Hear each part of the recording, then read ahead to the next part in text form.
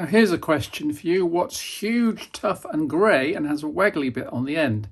No, not a whale, but this, the latest from HMD Global, the people who now run the Nokia brand. This is the XR20, spot the X in the camera island.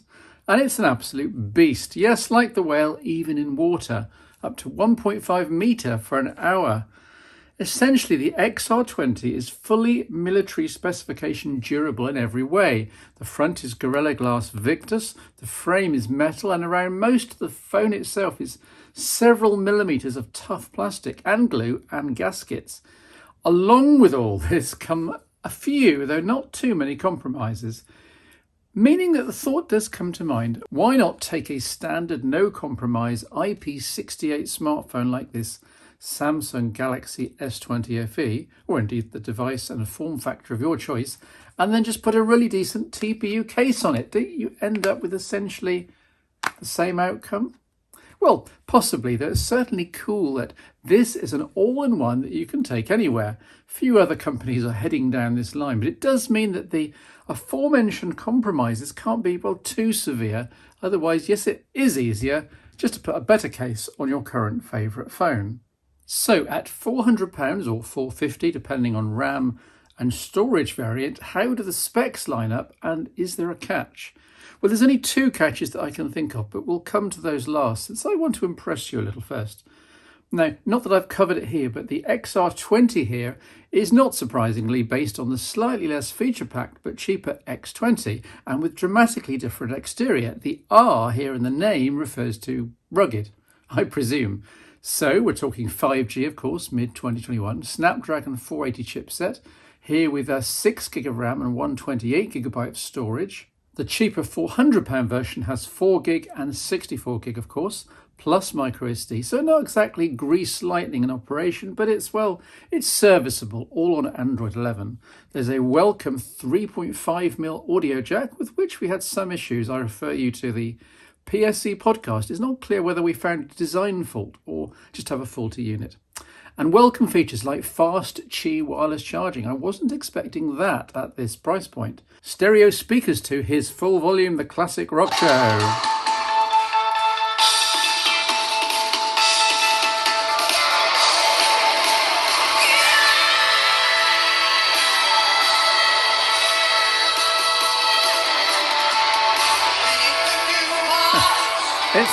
It's very, very loud.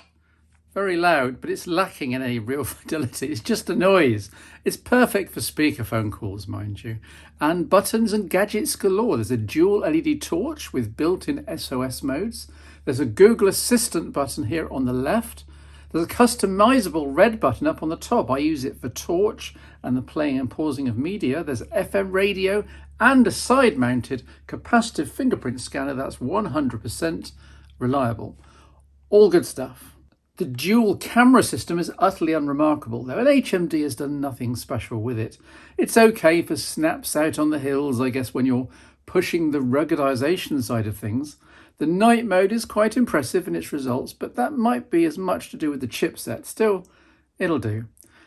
The two caveats then before anyone rushes to hit a buy button. First, the display, which is LCD and not AMOLED, which is a shame. Once you get past £400, one kind of expects rich AMOLED colours. But at heart, of course, this is actually a £200 phone with loads of durability tweaks and gadgets, which you're kind of paying for. The display's not bad. It's quite enjoyable for the general user interface, but I did miss the vibrance of AMOLED when watching Netflix. And I missed the perfect contrast of AMOLED at night, with the always-on display here that's built in, rather lighting up the room. Outdoors in my test, the LCD can be hard to see in the sun, which sometimes impacts taking photos. Unlike AMOLED panels, an LCD's backlight can't be ramped up to, say, 150% brightness temporarily for a camera viewfinder. You're kind of stuck with what you've got. The biggest caveat of all, though, is the size. Now, I've been a fan of ruggedized phones for years. Anyone else remember the Motorola Defy from 2010? Or the Nokia 5500 Sport from even further back? 2006. I had both and I love them because when you're active, cycling, hiking, running, snowboarding, whatever, what you need is something small, light and tough. Well, we've got tough here, but small and light are not adjectives you can apply. The Nokia XR20 is a giant, weighing in at 250 grams, a quarter of a kilogram, and it's the largest phone I've held for years, significantly larger and heavier than even my brick of an iPhone 12 Pro Max shooting this show. Who at HMD Global thought this unwieldy beast was a good idea?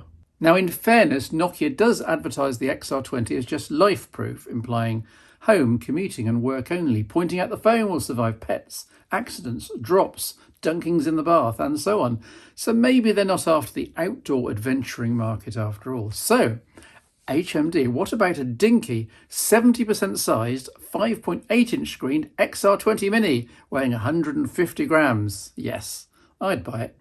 Keep the lanyard loop though, it sometimes gets in the way, but it also saves the day just as often.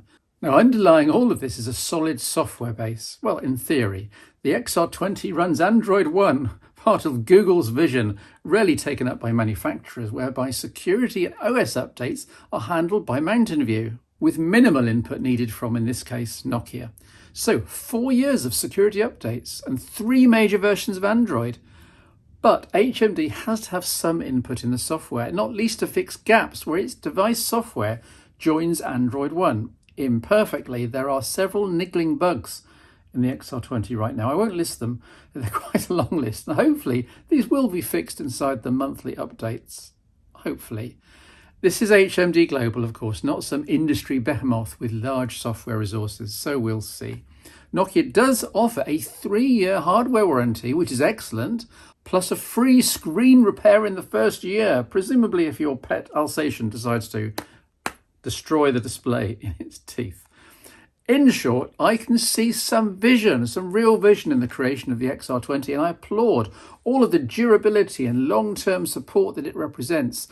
I just don't think it's very appealing as a primary smartphone for very many people in its current form factor and implementation. So sorry HMD, take this as constructive criticism please, but ping me when you have an XR20 Mini, eh?